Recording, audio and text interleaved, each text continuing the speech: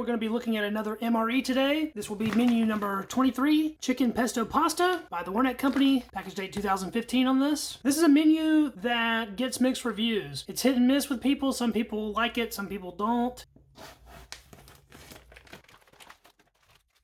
Right on top there, we have the retort pouch for the main, chicken pesto pasta, 338th day of 2015, Italian breadsticks, 190 calories on that, so that's nice. I've been wanting to try these for a while. We got a cinnamon bun, another item I've never had, peanuts, dry, roasted, salted, 170 calories. It's quite a small little pack. Vacuum of those seems really nice though. We have our accessory bag, spoon, we got a plain cheese spread, 1.5 ounces, can't go wrong with that. Carbohydrate, electrolyte, beverage powder orange. It's not my favorite beverage powder, but it's okay. 90 calories, 23 grams of carbs, 22 of which are sugar. Hot beverage bag, FRH. We're gonna be skipping that. Here's the sleeve for the main, 390 calories. That's a pretty hefty main in calories anyway. And there's a look at our ingredients there. Chicken breast with rib meat and pasta in pesto sauce. I guess that's a long version of the menu name. Another dessert. There's 2 desserts in this one. So patriotic sugar cookies, 240 calories. These feel pretty broken up in there. It basically just feels like cookie powder at this point, but I'm not complaining. Getting 2 dessert items is pretty cool. Let's see what's in the accessory pack. It says accessory pack A, so it should be pretty standard. Cinnamon gum, coffee instant type 3. I believe we're going to try to dissolve this in about 2 ounces of water and make sort of an espresso. Sugar, matches, non-dairy creamer. We'll skip this since we're doing our espresso. Iodized salt, moist towelette, and the good old standby, your Lighthouse teepee. All right, so we're going to boil that main and we'll get everything else plated up and we'll be right back. So here's our meal on the tray. There's actually a lot of items in here. It filled the tray up quite a bit, especially because I don't even have the main on here yet. It's still boiling. So let's get started right away with our attempt to make some MRE espresso. Look at our coffee instant type 3, and I got a size appropriate little glass for this. And then in our measuring cup, I have what is about 100 mils of water. And I'm actually only going to use about 2/3 of that. It smells pretty strong just from over here. As expected, it is quite a bit darker than the usual MRE coffee is. I do still want it with sugar in it though, so we're gonna add some sugar to this too while it's still nice and hot. All right, that actually looks really nice. It's a little bit too hot to drink right now though, so we're gonna get our orange drink going too while we're waiting for that to cool down. Beverage-based powder orange. As soon as you open it, it wafts you right in the face with a big blast of fake orange smell. Sure is a big bag for the amount of drink that they give you, but I think this bag is made to hold the water for the drink as well if you really want to do it that way. Inside of my glass was a little bit damp.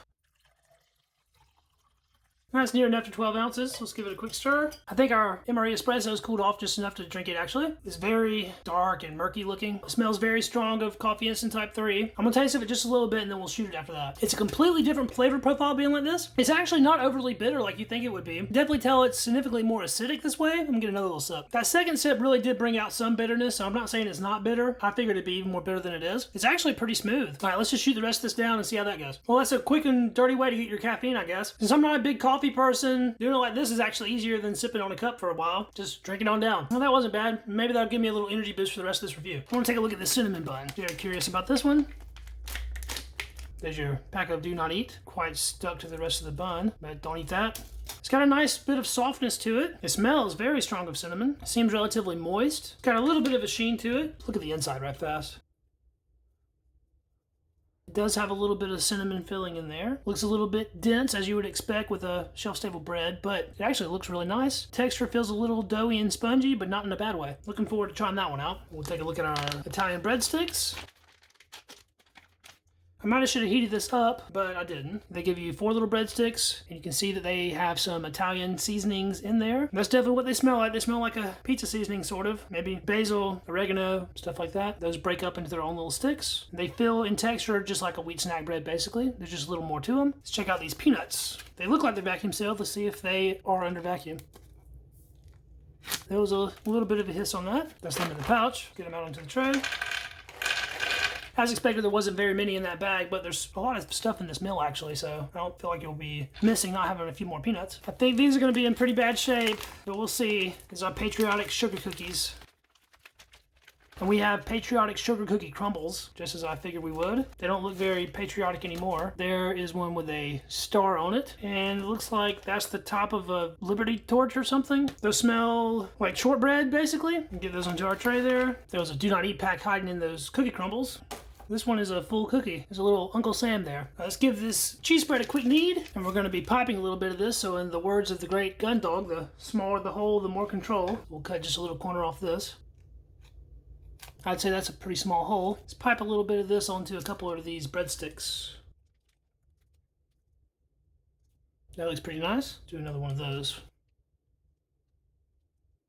Not too bad. Leave a couple of those in the raw to try by themselves. And I got plenty of cheese spread left over if we want to squirt some on the main. Speaking of the main, let's go ahead and open this thing up and take a look at it. As soon as you open it, you can smell it. It actually smells pretty nice to me. It's kind of just laying up in there sort of like a blob. It might not look the most appetizing, but you can see the pesto sauce is quite green. There's some little specks of some red stuff in there. I don't know if that's pepper or tomato. It definitely has some cheese going on. Let's get this out onto the tray and maybe we can get a better look at it. Pretty much all came out in one big lump.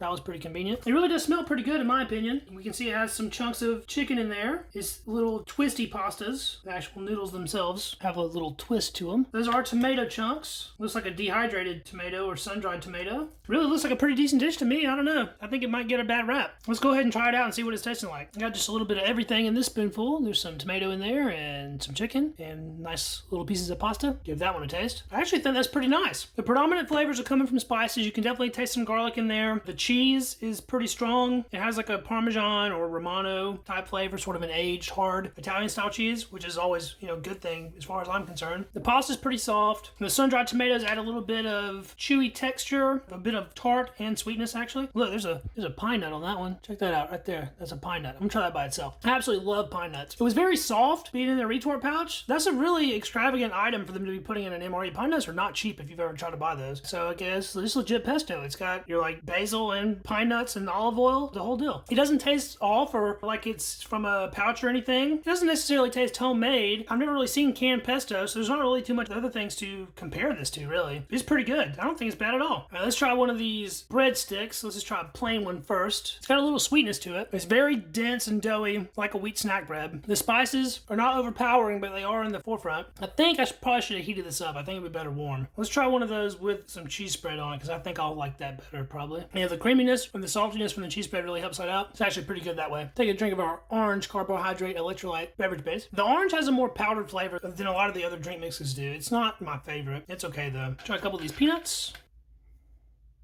Peanuts are kind of just peanuts, but these are extremely fresh. They're probably the freshest MRE peanuts that I've had, and that little bit of salt really does make them a lot better than what you would get in your nut raisin mix. I like these quite a bit more than nut raisin mix peanuts, actually. There was no hot sauce or anything in this, so we can try our pesto pasta with a little cheese sauce on it. Of course, it already has cheese in it, and this kind of cheese is not exactly the kind that goes with pesto, but we'll try it together anyway. There's a nice big bite with some cheese spread on it. It certainly doesn't make it worse. Its flavor pretty much gets overpowered by the pesto sauce, though. I really don't dislike this entree. It's pretty good. I'm super surprised by the pine nuts. So there's like 2 pine nuts right there together. It's pretty extravagant. Like the individual components of this are not cheap to produce. Pine nuts and sun-dried tomatoes are expensive. Try one of our patriotic cookies. We'll eat old Uncle Sam first. Very sugary sweet. It's not really like an animal cracker. Those are a bit more bready. These are more sugar-like. If I had like some peanut butter or something to eat with those, that would probably be really nice. Those are not bad as they are though. Let's try some pesto on a breadstick.